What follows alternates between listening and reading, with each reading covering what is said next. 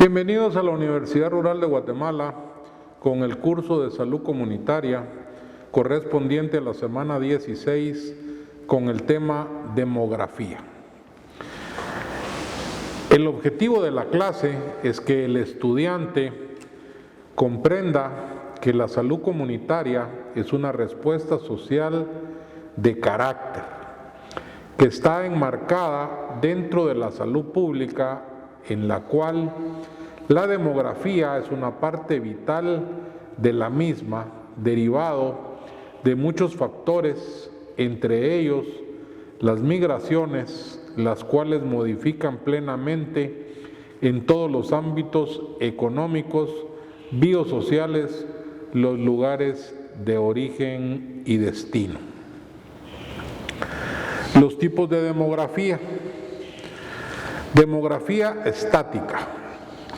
El estudio demográfico estático de una población es un corte transversal que en determinado momento va a describir la estructura poblacional.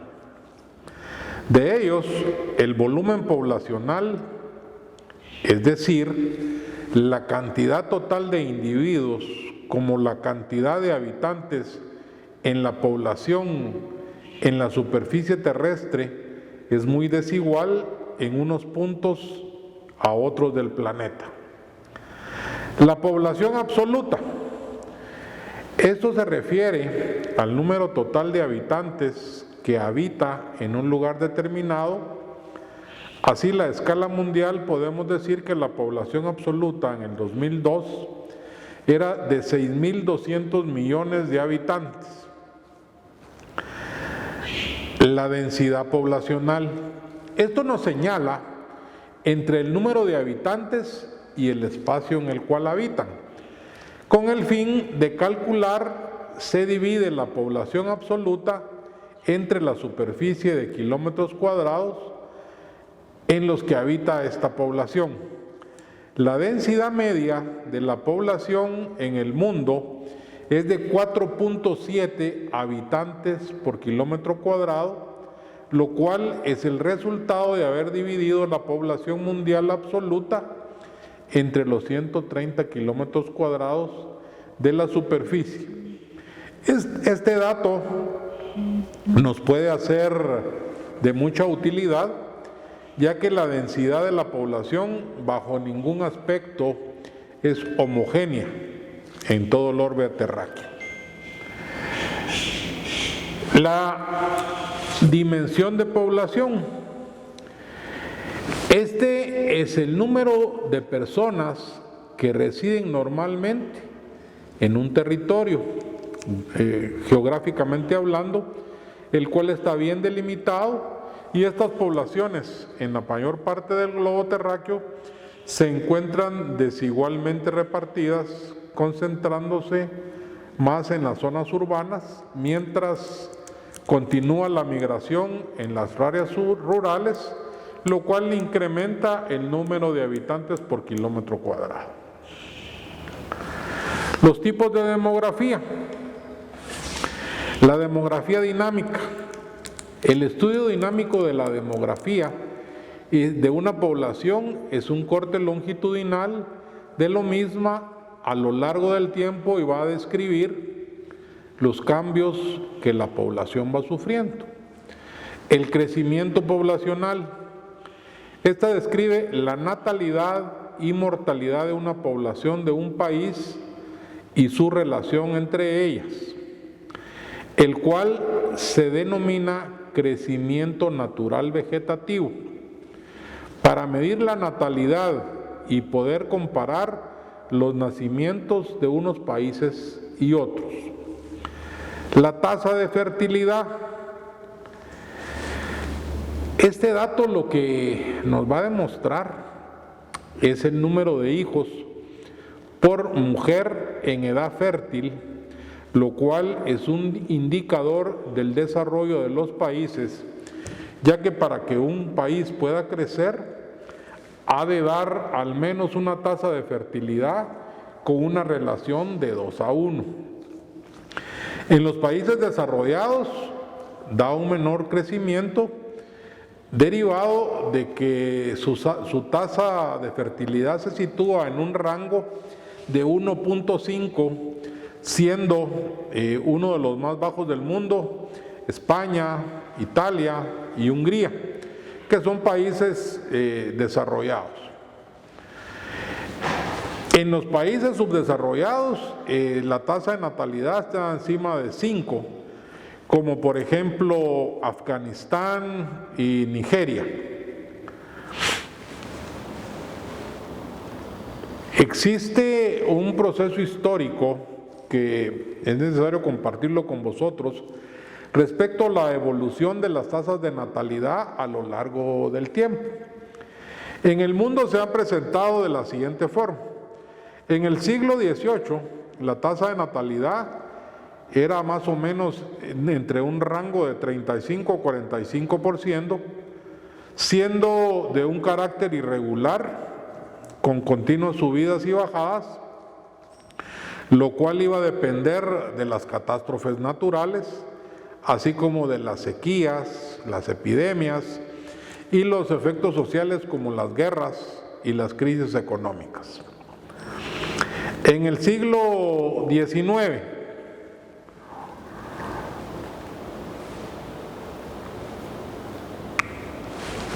los países más desarrollados van reduciendo las pérdidas de la caída de la natalidad y empiezan el control respecto a este tema, sobre todo en la primera mitad del siglo XIX. Se produce un ligero incremento de las tasas de natalidad y en la segunda mitad existe una caída continua debido a los primeros intentos del control natal.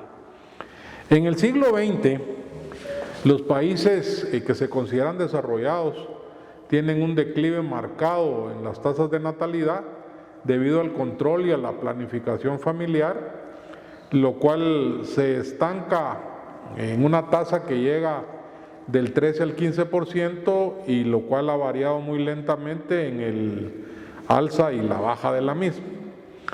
Las variaciones de las tasas de natalidad, tanto en el tiempo de evolución histórica como en el espacio de distribución geográfica, se debe a la conjunción de múltiples factores, tales como los económicos, los biológicos y los sociales. La transición demográfica. La teoría de la transición demográfica describe 3 periodos históricos en los cuales se han producido diferentes comportamientos. Régimen demográfico antiguo. Se corresponde con una sociedad preindustrial o tradicional para los países desarrollados y este periodo llega hasta mediados del siglo XVIII, en el cual existían tasas de mortalidad infantil que eran muy altas, que se consideraban entre el 200 al 500%, mientras que la esperanza de vida era extremadamente baja y se consideraba arriba de los 30 años. La transición demográfica. Esta se corresponde con una sociedad industrial en lo que los avances de todos los sectores económicos favorecidos debido a la revolución industrial van a proporcionar mejores y más abundantes elementos para constituir una dieta alimenticia de un mejor nivel y sobre todo hay avances en la salud pública con los cuales se inicia a erradicar enfermedades. El régimen demográfico moderno. Este se corresponde a una sociedad postindustrial en la que tanto la natalidad como la mortalidad se encuentran en tasas muy bajas, incluso en algunos países el crecimiento es negativo. Las migraciones.